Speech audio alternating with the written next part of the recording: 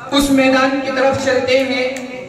جس کے لیے یہ پروگرام منعقد کیا گیا ہے، اس اصل مقصد کی طرف چلتے ہیں جس کے لیے ہم سب یہاں جمع ہوئے ہیں۔ اسی لیے میں چاہتا ہوں کہ بہت سے طلبہ ادھر ادھر دیکھ رہے ہیں، میری ان سے بڑے ہی ادب و احترام کے ساتھ درخواست ہے کہ بالکل سنجیدگی کے ساتھ تشریف رکھیں۔ اب بالکل وقت نہیں رہا، جس وقت کا انتظار تھا وہ بالکل آپ ہی کے سامنے بالکل آ گیا ہے۔ آئیے میں بلا کسی تاخیر و تمہید کے مدرسہ ہادہ کے طالب علم کو آواز دے رہا ہوں، جس سے میری مراد محمد ثاقب جولوی ہے۔ موصوف تشریف لائے اور اپنی تقریر سے ہم سامعین کو مستفیض فرمائے کہ جو بے قابو ہے اس پر بھی وہ قابو بھیج دیتا ہے، جو بے قابو ہے اس پر بھی وہ قابو بھیج دیتا ہے، وطن کو اگر خطرہ ہو تو ٹیپو بھیج دیتا ہے، اور اندھیریوں سے نہ گھبرا، اندھیری رات کا مالک، مسافر حوصلہ رکھے تو جگنو بھیج دیتا ہے۔ موصوف تشریف لائے اور اپنی تقریر سے ہم سامعین کو مستفیض فرمائے۔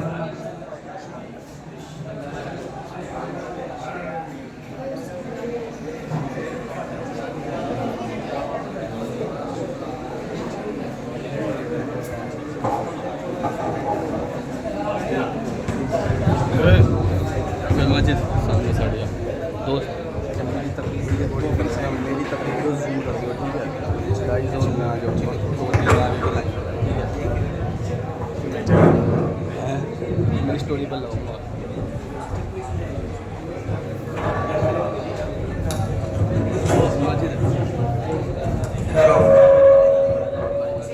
PDF میں سینڈ کروائی ہو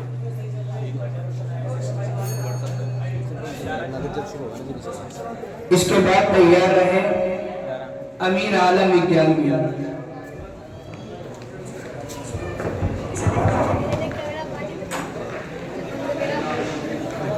نادر اگر ہم یہاں رکھتے ہیں نا، یہ بچے نہیں آ رہے، یہ آ جاتے ہیں ساری درگاہ والے، اب یہ سارے ہی آ رہے ہیں، پھر یہ رہ جاؤں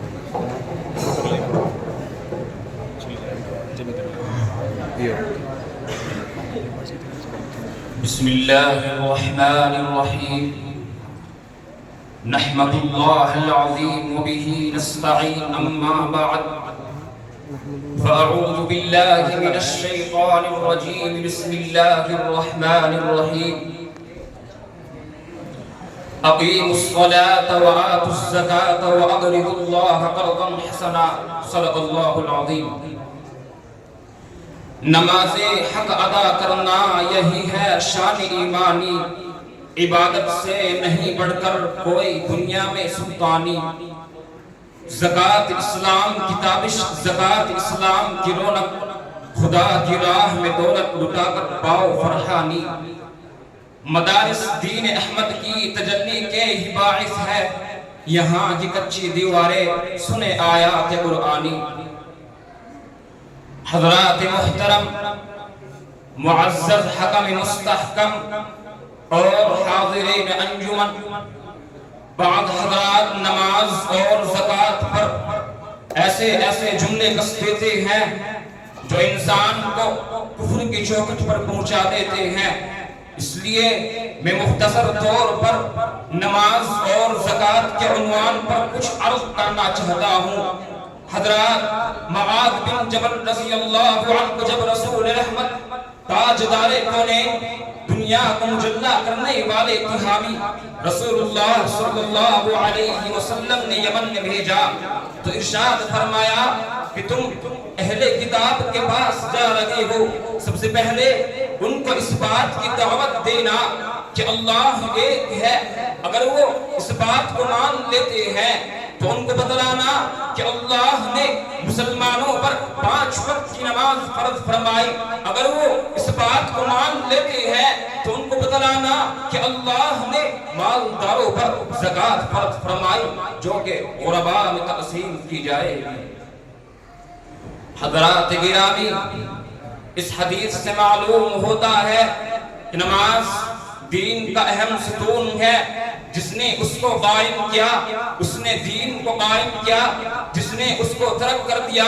اس نے دین کو ڈھایا۔ ایک حدیث میں ہے کہ اللہ کے رسول نے ارشاد فرمایا کہ نماز میری آنکھوں کی ٹھنڈک ہے۔ ایک حدیث میں آیا ہے کہ نماز مومنوں کے واسطے اللہ سے بات کرنے کا ذریعہ ہے، اور عاشق کے لیے اس سے بڑھ کر کوئی دولت نہیں ہو سکتی کہ وہ اپنے دوست سے گفتگو کرے۔ اور نماز کی اہمیت کا اندازہ اس سے بھی ہوتا ہے کہ اللہ کے رسول جو کائنات کے امام ہے، جن کی خاطر آسمان و زمین، شمس و قمر، شجر و حجر، تمام خلق و خلا اشیاء وجود میں آئے۔ حدیث میں ہے لولا ما خلقت الافلاک، کہ اے میرے محبوب، اے کائنات میں سب سے زیادہ حسین و جمیل، اے اخلاق عظیمہ کی پیکر، اے آمینہ کی جگر کے ٹکڑے، اے عبداللہ کی درد یتیم، اگر تجھے بھیجنا مقصود نہ ہوتا تو دنوں کی چمک اور نورانیت، راتوں کی تاریکی اور ظلمت نہ بناتا، پہاڑوں کو بلندی عطا نہ کرتا، سمندروں کو گہرائی، گلستانوں اور صحراؤں کو ہریالی عطا نہ کرتا،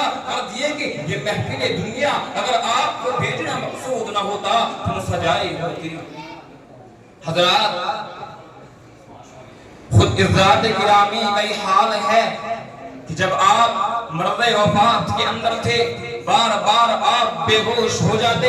ایک مرتبہ نماز کے وقت آپ ہوش میں آئے تو حضرت عائشہ رضی اللہ عنہا سے پوچھا کہ کیا لوگوں نے نماز ادا فرمائی؟ تو عائشہ رضی اللہ عنہا نے جواب دیا، یا رسول اللہ، صحابہ آپ کے انتظار میں ہے، آپ نے وضو کے لیے پانی منگایا، وضو کے لیے بیٹھے تو بے ہوش ہو گئے۔ ایک کئی مرتبہ ایسا بھی ہوا کہ صدیق رضی اللہ عنہ کو نماز پڑھانے کا حکم دیا، آپ نے صحابہ کو سجدے میں دیکھ کر آسمان کی طرف چہرائے انور اٹھایا اور فرمایا کہ ربا تو گواہ رہنا کہ محمد اپنی امت کو سجدے میں چھوڑ کر جا رہا ہے۔ اس لیے نماز دین اسلام کا اہم رکن ہے، اور حدیث پاک کے اندر آتا ہے کہ جو نماز چھوڑنے والا ہوتا ہے قبر میں اس کے اوپر ایک سانپ مسلط کر دیا جاتا ہے جو برابر اس کو اپنے منہ سے مارتا رہے گا، جس سے وہ 70 گز زمین میں دس جا کرے گا۔ اس لیے میرے بھائیوں، نماز کو پابندی سے ادا کرنا چاہیے۔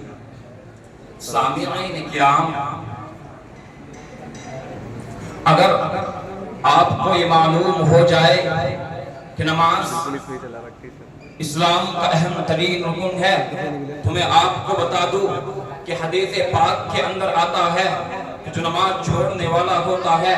قبر میں اس کے اوپر ایک سانپ مسلط کر دیا جاتا ہے۔ اللہ تبارک و تعالی نے قارون کا واقعہ بیان فرمایا ہے۔ اللہ پاک نے اس کو مال و دولت سے اتنا نوازا تھا کہ جس کی کوئی انتہا نہیں تھی۔ بعض لوگوں نے لکھا ہے کہ اس کے خزانوں کی کمروں کی چابیاں 70 گدھوں پر لاتی جاتی تھی۔ اندازہ لگائیے کہ کتنا بڑا دولت کا ذخیرہ اس کے پاس ہوگا۔ لیکن جب حضرت موسیٰ نے زکات نکالنے کو کہا تو انکار کر بیٹھا۔ اللہ پاک نے اس کے تمام خزانے زمین میں دسا دیے تو معلوم ہوا کہ دنیا اور آخرت کی کامیابی کے لیے، اللہ کی رضامندی حاصل کرنے کے لیے زکات کا نکالنا فرض ہے، جس کا ادا کرنا دنیا اور آخرت کی مصیبت سے حفاظت کا ذریعہ ہے۔ اس لیے میرے بھائیوں، نماز اور زکات بھی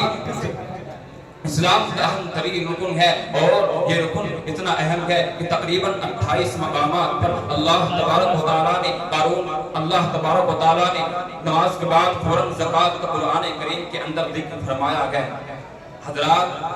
اگر یہ علماء